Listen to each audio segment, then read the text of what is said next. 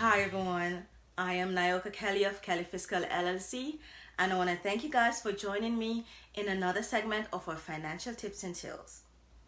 Now, before I begin this segment, please don't forget to like, share, comment, subscribe, and hit the notification bell to be notified each time we upload a new financial segment. Now, today we will be discussing part 1 on how to stop living paycheck to paycheck.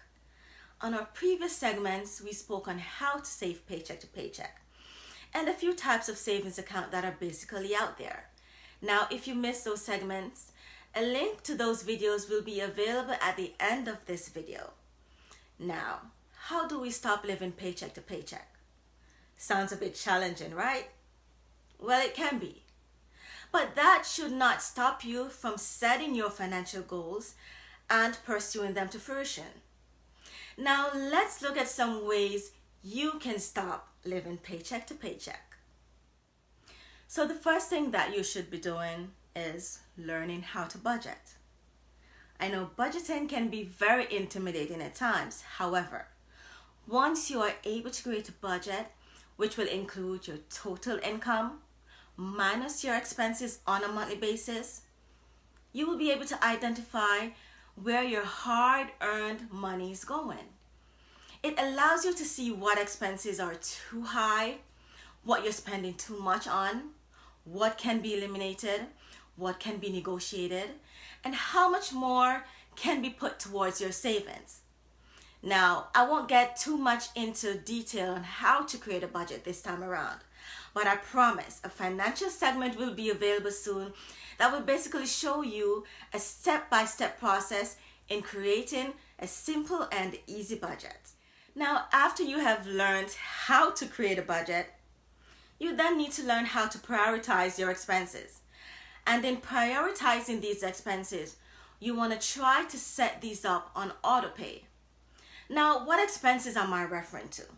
I am talking about your utilities such as electricity, your mortgage, your rent, your gas, or your heating bill, amongst other mandatory expenses.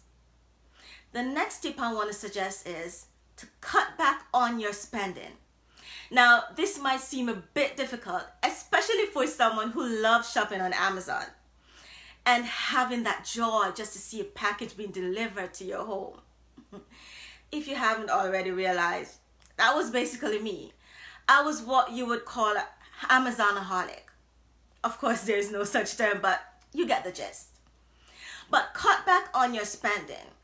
If you do love to shop, why not I shop, but no spending? Now, once you have mastered your spending limit, set that money aside each day. I'm telling you, that $20 you used to spend on unnecessary things daily, it adds up.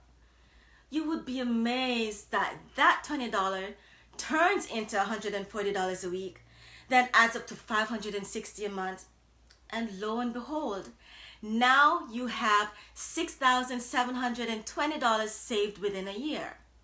Or for my math individual, let's make it $7,280 within a year.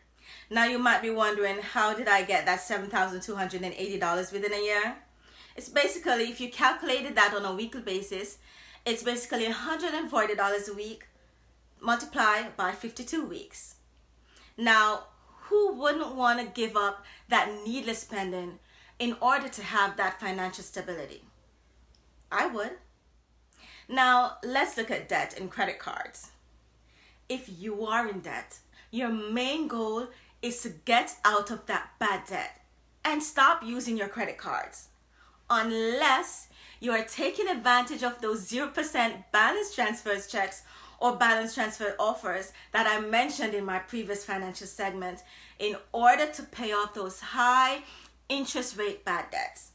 But nevertheless, you should be setting financial goals to get rid of those debts. Now, when we hear the term bonus, we get a sense of joy inside. We are happy.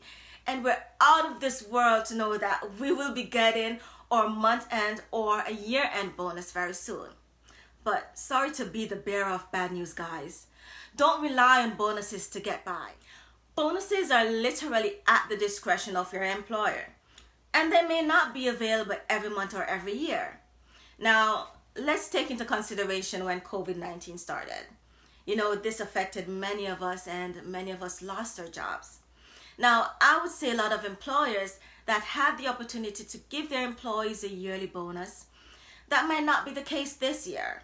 And those that lost their jobs really has no income, yet alone a bonus. So please, let us plan wisely when we have a guaranteed income. Another way to stop living paycheck to paycheck is basically to sell some stuff that you no longer use, whether on eBay or Amazon or whatever platform that you see fit. So look around your house. Do you see anything that you no longer need? Anything that you bought, but it has been sitting there for months, even years? Used items that are in great condition? Well, these are basically a few items that you can definitely sell online just to make a quick buck. And one final tip that I want to leave with you guys on part 1 on how to stop living paycheck to paycheck is to get a temporary job or start a side hustle to bring in more income. For example, if there's something that you're passionate about, or if you have a specific hobby that can turn into making an extra income, such as braiding hair, doing your makeup, sewing, amongst other things, by all means, let your hobby work for you. Let it work for you. Join us next week as we look at part 2 on how to stop living paycheck to paycheck. And please remember to work on your daily financial goals in order to maintain your financial health. I want to thank you guys for joining me in another segment of our financial tips and tools. Please don't forget to like, share, comment, subscribe, and hit the notification bell so that you may be notified each time we upload a new financial segment. Thank you guys for watching.